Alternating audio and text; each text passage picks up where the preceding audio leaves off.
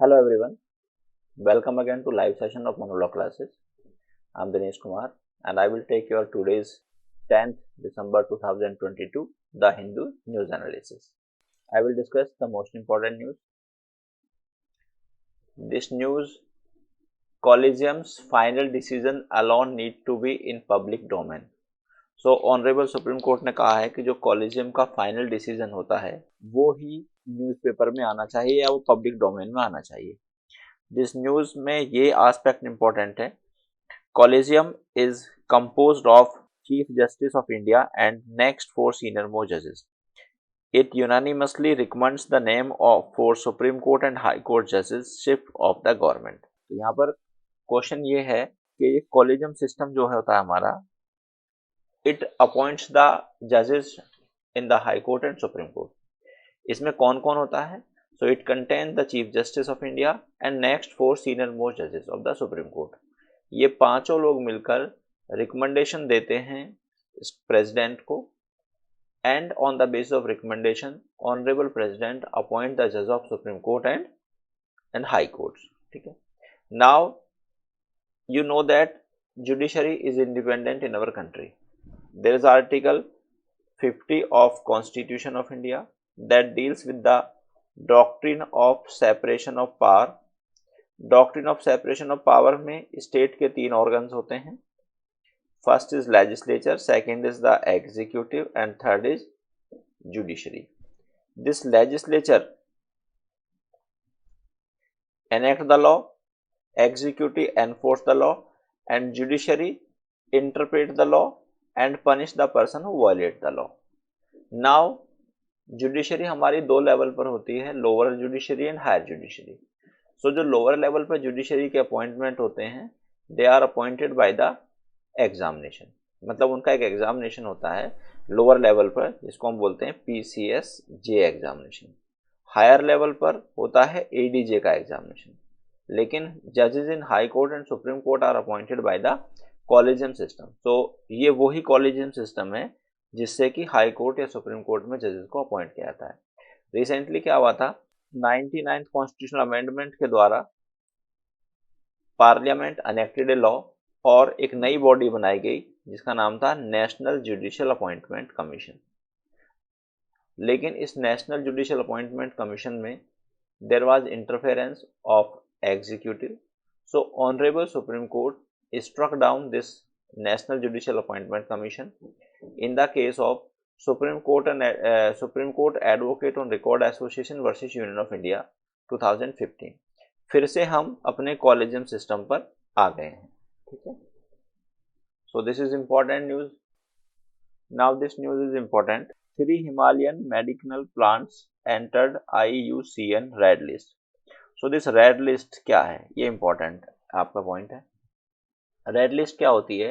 Red list contain the list और the name of those plants which are endangered, मतलब जो खत्म होने वाले हैं। ठीक है, अब एंडेंजर्ड में 2 कैटेगरी होती हैं, एक होती है क्रिटिकली एंडेंजर्ड और दूसरी होती है एंडेंजर्ड। सो मतलब जो जल्दी खत्म होने वाली है, जिसकी पोजीशन ज़्यादा डिटेरियोरेट हो गई है, यानी कि वो काफ़ी कम नंबर में मिले हैं, उसको हम बोलते हैं क्रिटिकली एंडेंजर्ड। और जो अभी वनरेबल हैं या थोड़ा सा उनमें प्रॉब्लम स्टार्ट हुई है लेकिन क्रिटिकल लेवल पर वो प्रॉब्लम नहीं पहुंची है, this is known as the endangered species या एंडेंजर्ड प्लांट्स। तो ये जो रेड लिस्ट है, कई बार आपको एक क्वेश्चन आता है कि that red list deals with the, तो जो रेड लिस्ट है deals with those plants, flora and fauna और this organism which are going to extinct. तो जैसा अभी हिमालय पर्वत में 3 जो मेडिसिनल प्लांट हैं ये they are going to extinct. Now we come to this editorial, expand the food safety net without any more delay. अब what is this food safety net? Ritika Khere, she is the professor of economics and she is the author of this editorial. So there is a act, National Food Security Act, NFSA Act 2013। ये 2013 में act पास हुआ और इस act के द्वारा क्या है कि 800 मिलियन पीपल को फ्री वो मिल रहा था ration through the PDS system. PDS system मतलब पब्लिक डिस्ट्रीब्यूशन सिस्टम के द्वारा। अब ये जो मिल रहा था, अब कहीं पर अगर हम इसका एक जेनेसिस देखें तो it evolve from the article 21 of constitution of India. Now article 21 से कैसे इवॉल्व होता है ये? Article 21 provides for that no person shall be deprived of his right to life and personal liberty। Now यहाँ पर जो राइट टू लाइफ है, तो ये कहता है कि किसी भी पर्सन को उसके जीने के अधिकार से वंचित नहीं किया जाएगा और ना ही उसकी पर्सनल लिबर्टी से उसको डेप्राइव किया जाएगा। And if the government want to take the life of a person और personal liberty of a person, then it must be done through the procedure established by law. तो सरकार केवल procedure established by law के द्वारा ही ऐसा कर सकती है, अदरवाइज ऐसा नहीं कर सकती। अब ये जो राइट टू लाइफ है हमारा, तो this right to life include right to food. मान लिया अगर कोई पर्सन बहुत गरीब है and that person does not earn so much money that he can survive और she can survive, now it becomes the duty of the government to provide basic necessities to that person which include food as well। So there are provisions, article 39 है हमारे constitution का, this is a part of DPSP, and article 21 is a part of fundamental right। इन दोनों के pursuance में ये national food security act enact किया गया parliament के द्वारा 2013 में। और ये national food security act public distribution system के द्वारा 800 मिलियन पीपल को फ्री राशन दिया जाता है। पहले ये राशन जो होता था वो 5 kg पर पर्सन पर फैमिली होता था, लेकिन बाद में ड्यूरिंग द लॉकडाउन इसको 10 kg पर पर्सन पर फैमिली इंक्रीज कर दिया गया।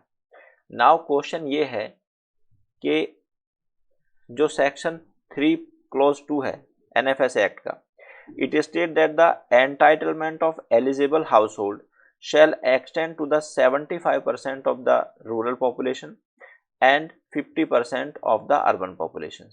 मीन्स PDS सिस्टम के जो बेनिफिशियरी कौन है, 75% तो रूरल पॉपुलेशन के लोग हैं या हाउस होल्ड हैं, एंड 50% जो है वो हमारे जो अर्बन पॉपुलेशन है वो उनको मिलता है।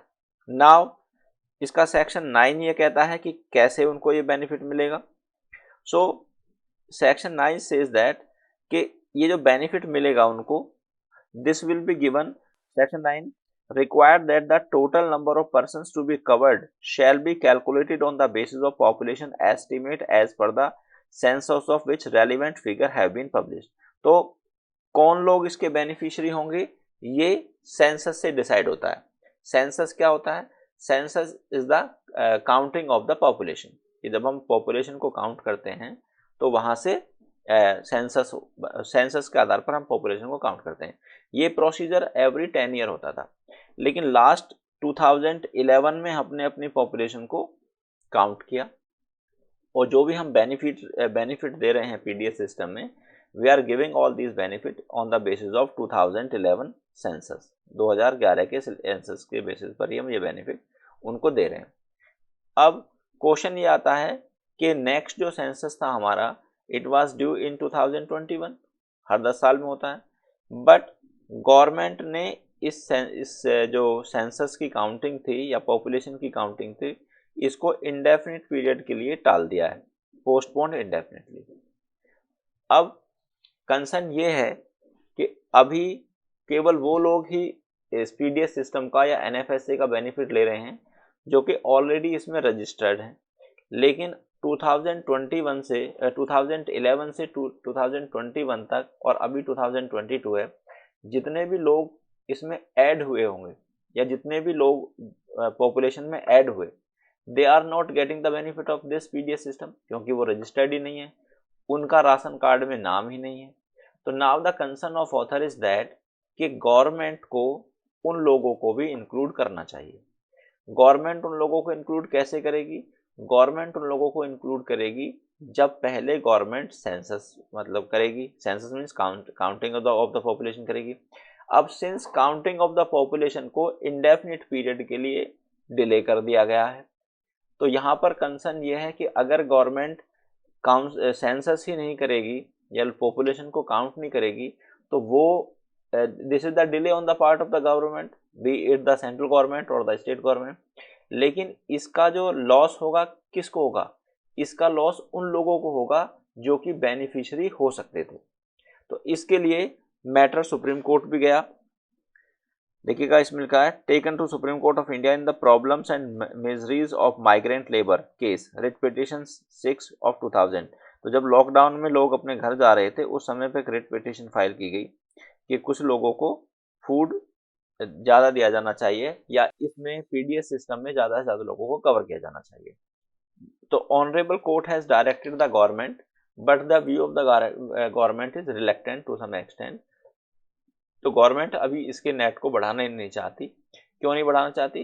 Because if the government will cover more people in this PDS system then it will increase the burden on the part of the government. But the concern of the Honorable Supreme Court is that it is the duty on the part of government to provide the basic necessities to this. तो government को timely census करना चाहिए and timely all these schemes should be provided to all the beneficiaries. Now we come to next. The G20 can be UN Security Council alternative. So UN Security Council is one of the organ of the United Nation Organization. United Nation Organization का जन्म हुआ था 1945 में 24 अक्टूबर को. It is one of the main organ of the United Nations. What is the main function of UN Security Council? इसका main function है to maintain peace and security in the world. इसमें कितने 15 मेंबर्स होते हैं बच्चों? 15 में से 10 non permanent होते हैं और 5 परमानेंट होते हैं।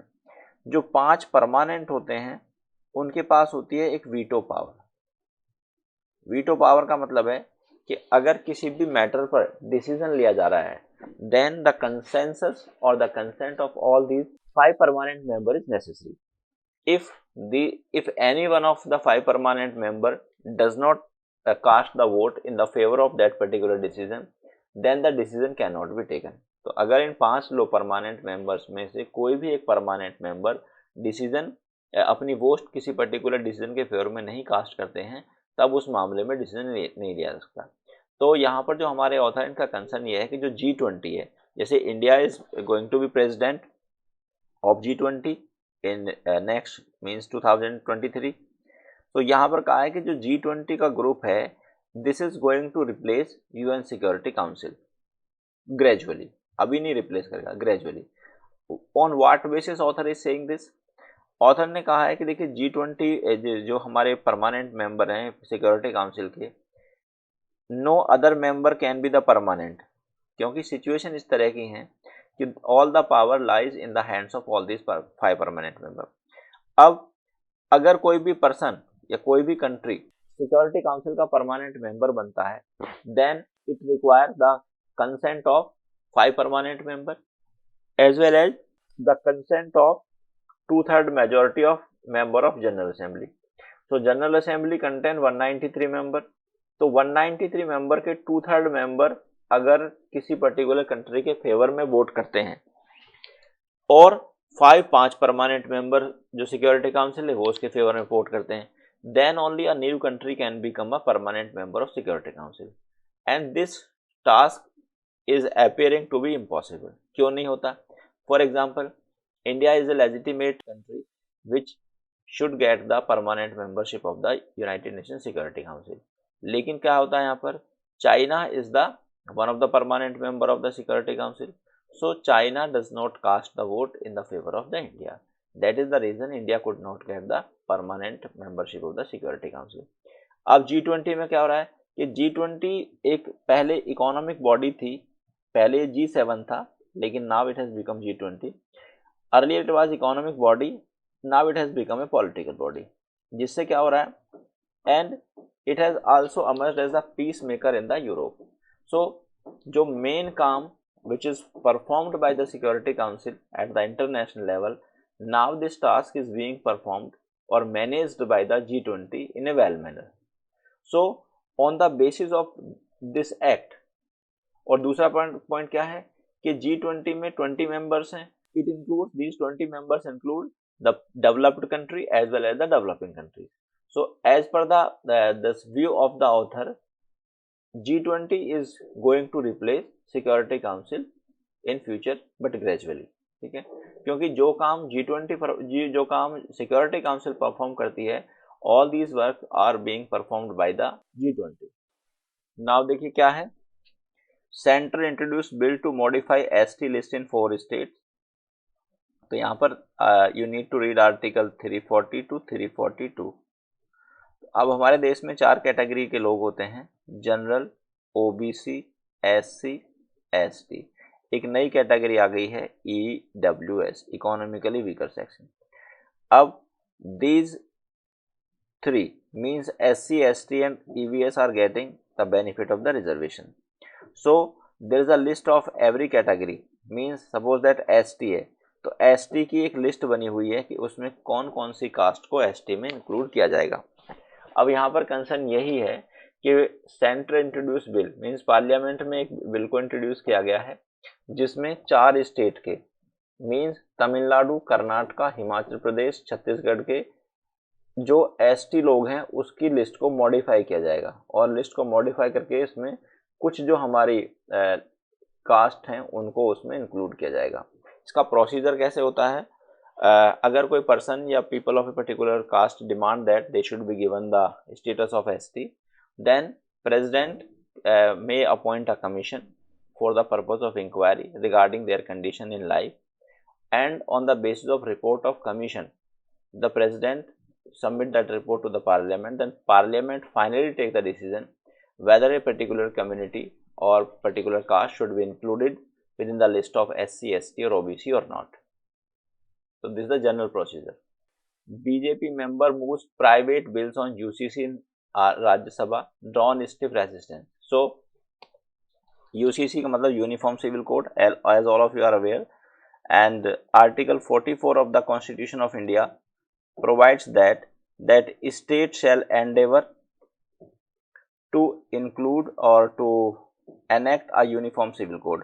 अब हम मतलब समझते हैं, what is the meaning of term uniform civil code? तो यूनिफॉर्म सिविल कोड का मतलब ये है कि all the personal matters of all citizen of India should be dealt by one particular law. अब पर्सनल मैटर में कौन कौन से मैटर होते हैं, जैसे हमारे मैरिज के मैटर्स हैं, एडॉप्शन है, मेंटेनेंस है, all these should be included, all these should be governed by a single law. अभी रिसेंटली क्या हो रहा है, all Hindus are governed by the Hindu marriage act and Muslim are governed by the Muslim laws. Christian की marriage Christian act से होती है, ठीक है, और जो पंजाबी है उनकी मैरिज आनंद कारज एक्ट से होती है, और अगर इंटर रिलीजन मैरिज है then it takes place through the special marriage act. लेकिन अगर ये यूनिफॉर्म सिविल कोड बन गया तब सबकी मैरिज या सबके जो पर्सनल इश्यूज लाइक एडॉप्शन है, मेंटेनेंस है, सक्सेशन है, then these will be governed by the single law. अभी इसमें मैंने आपको बताया था, इस पे एक केस बहुत इंपॉर्टेंट है, and that is the name of the case is Sarla Mudgal versus Union of India. I have discussed this case in the class with all of you. थोड़ा सा ब्रीफ में बता देता हूँ। इसमें एक हिंदू पर्सन होता है and he was married with a Hindu girl, but subsequently he changed his religion and became a Muslim. He did not dissolve his earlier marriage with the Hindu lady. So question was that this Hindu lady, and when he was converted into Muslim religion, he married a Muslim girl as per the Muslim law. But this lady, means Hindu lady or his earlier wife, she brought action for bigamy against him under section 494 of IPC. So court ने उसको guilty माना bigamy के लिए. The contention on the part of that person was that कि मैंने Hindu religion को छोड़ दिया है, now I have adopted a Muslim religion, और मुस्लिम रिलीजन में आने के बाद मुझको 4 शादी करने का राइट हो गया था। तो ऑनरेबल सुप्रीम कोर्ट ने कहा कि जब तक आप हिंदू रिलीजन में थे और आपकी जो हिंदू मैरिज हुई थी, first of all you need to dissolve that marriage and then you can convert yourself into any other religion including the Muslim religion, and then you can do the 4 marriages in the Muslim religion. तो मतलब इसका final point क्या है, final बात यह है कि अगर कोई पर्सन हिंदू है और उसकी मैरिज ऑलरेडी हो रखी है और वो किसी दूसरे धर्म में जाता है, तो उसकी ऑलरेडी जो मैरिज है वो ऑटोमेटिकली डिसॉल्व नहीं होती, rather it need to be specifically dissolve, इसको स्पेसिफिकली डिसॉल्व करने की आवश्यकता है। So that's all for today my dear students, I will come again with the next important topics of the Hindu news. Till then, thank you very much. Goodbye.